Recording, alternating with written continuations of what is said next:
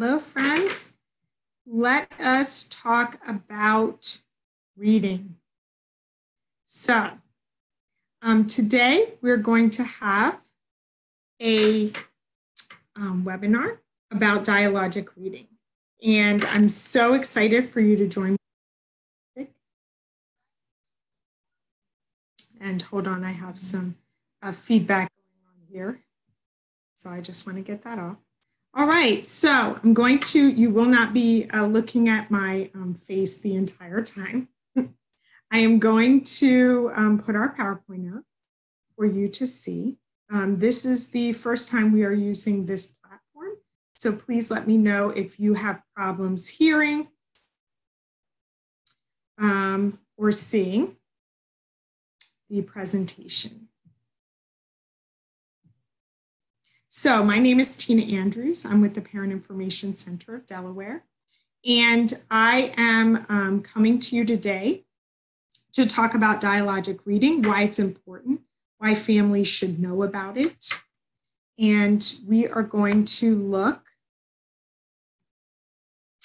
at a few slides. So the Parent Information Center of Delaware, we've been in Delaware for 35 years now. And our mission is to advance effective parent engagement in education and for all children to fulfill their potential to succeed. And one of the ways we do that is bringing information to families that they need, new information, new ideas, and ways that they can interact with the school in order to improve the quality of their child's education. So we do this in a number of ways. We do one-on-one consultations. So if you are a family member, parent, foster parent, grandparent, aunt of a child that is your concern, you can call us. Our phone number is 302-999-7394. You can email at PICOFDEL@PICOFDEL.org. You can stop us at one of the many schools, fairs, different community events that we're at, and ask us questions. So we do have learning opportunities such as this every month, webinars, and we have Facebook Lives every Monday at 1. You can find that at our calendar at PICOFDEL.org and register for those. We do ask that if you would like the PowerPoint, that you go on and register. Although we do a lot of this Facebook Live and live streaming of webinars, we do need information, feedback on the webinars, as well as information. So our learning objectives for this webinar is that you will be able to define dialogic reading, that you can name the benefits for children and families to use it, and that you'll be able to identify one action that families can make to incorporate it into their days. So how are you going to use this information? That is our concern. And so let me, this is a great video that just talks about dialogic reading in general. Around 24 months of age, around 2 years of age, would be a perfect time to introduce dialogic reading. This is an opportunity for a parent and child to sit together with a book, for the parent to initially read the book to the child. Around 24 months of age, around 2 years of age, would be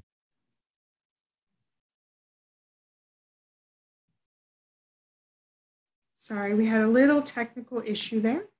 So I just am going to bring you back to that screen. And once again, we are going to be listening to a professional, the founder of Dialogic Reading. Around 24 months of age, around 2 years of age, would be a perfect time to introduce dialogic reading. This is an opportunity for a parent and child to sit together with a book, for the parent to initially read the book to the child, but in repeated readings of the book, place more and more emphasis on the child telling about the pictures in the book. A parent might ask a child to tell me what's going on this page, or tell me what this is, or what do you think will happen next, and other simple questions that can prompt the child to start telling the story himself or herself. These sorts of interaction techniques around books and in conversations in general can encourage children to develop a more extensive vocabulary, and that then can lead into more advanced interaction techniques, more advanced language interactions as children arrive at the pre-K period. Okay, so you'll recognize in that dialogic reading is not unusual, but it is great to have it as a foundation. So basically, the adult helps the child become the teller of the story. It is a technique where you are showing and modeling students and children how to ask questions, how to think about plot and settings and characters. The adult becomes the listener, the questioner, and the audience for the child. I love this quote, no one can learn to play the piano just by listening to someone else play. Likewise, no one can learn to read just by listening to someone else read. So children learn most from books when they are actively involved.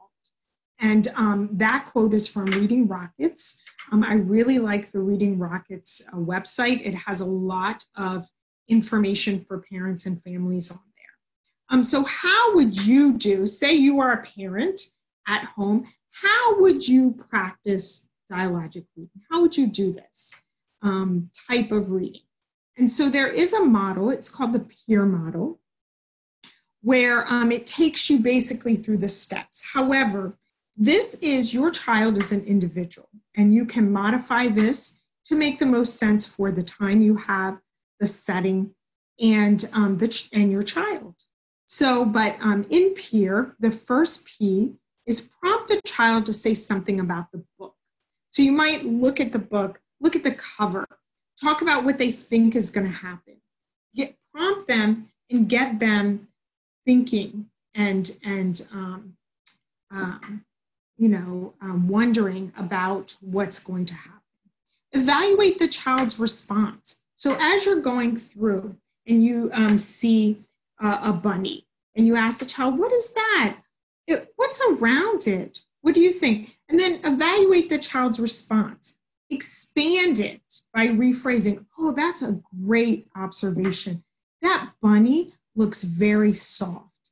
Add information to it. Use your vocabulary so that they can hear that vocabulary in connection to what you are reading. And then repeat the prompt to make sure the child has learned from the expansion. And we're going to look at an example of this. So we're going to listen.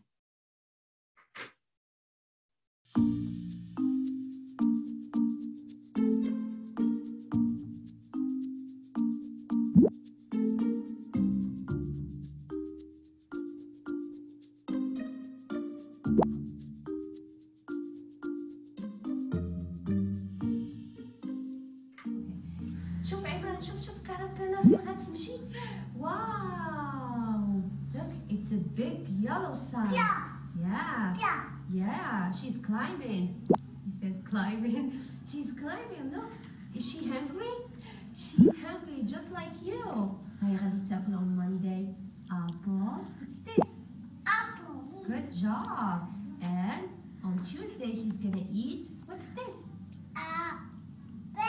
yeah, good job. 1, 2. Say 2. Good work. And then on Wednesday, she's gonna eat. Look, how many plums?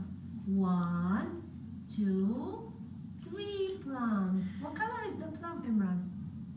Look. What color, Imran? Show what color? What color is it? Imran. It's blue, right? What color is it? Blue. Good job. And then she's gonna eat on Thursday. Strawberry. Good work. How many? Can you count them? 1, 2, 3,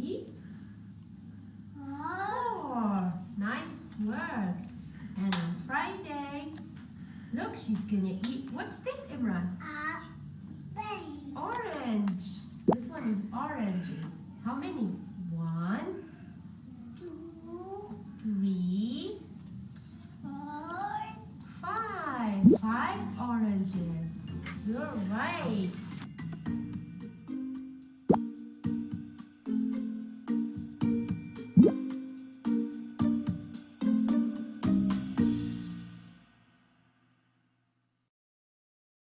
So we see some great information, some great reminders about what you can do when you're reading to your child.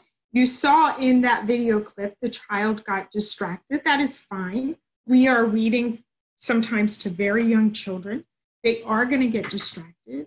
Being patient, redirecting them back, repeating what they've said, and slowly adding more words and questions and information.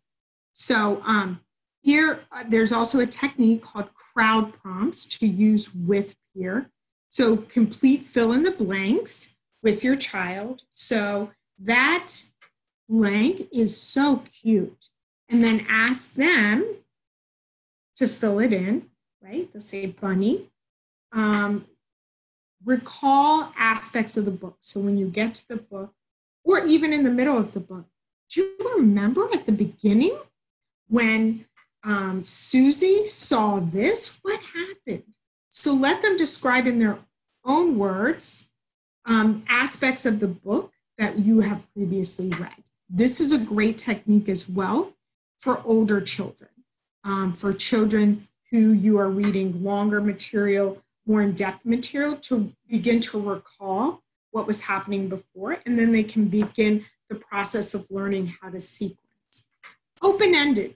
So ask the child open-ended questions so they can describe in their own words what's happening in the story. How did you feel when you saw that?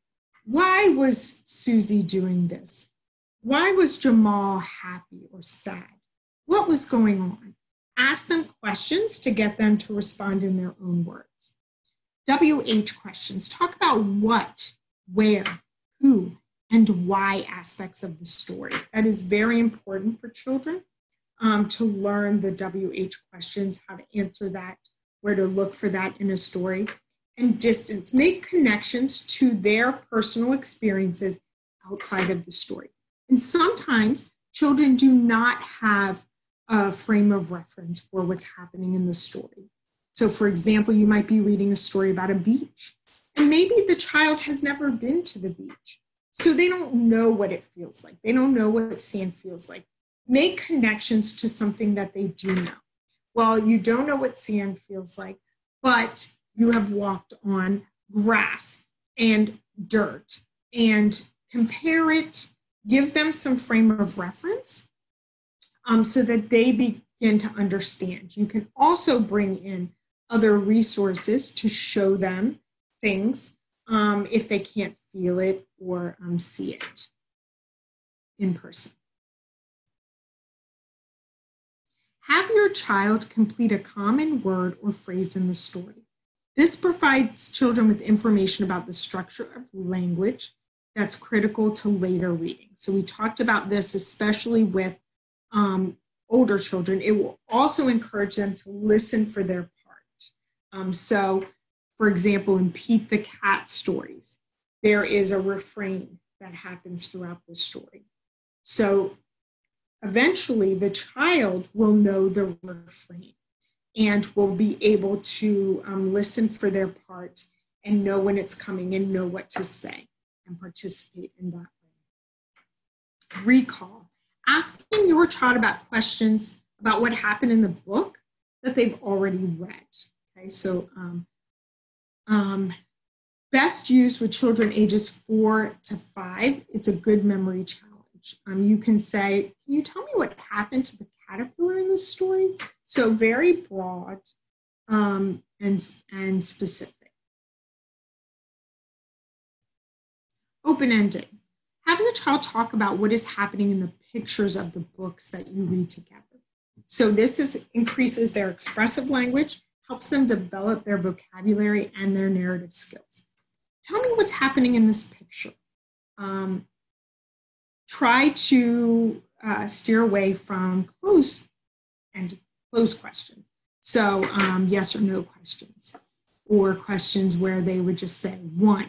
But, so how many caterpillars are there? One. Instead, you can ask, what does the caterpillar look like? Why was he there? Or why did his friends come? So getting to the same information, but giving them an opportunity to expand on it as well.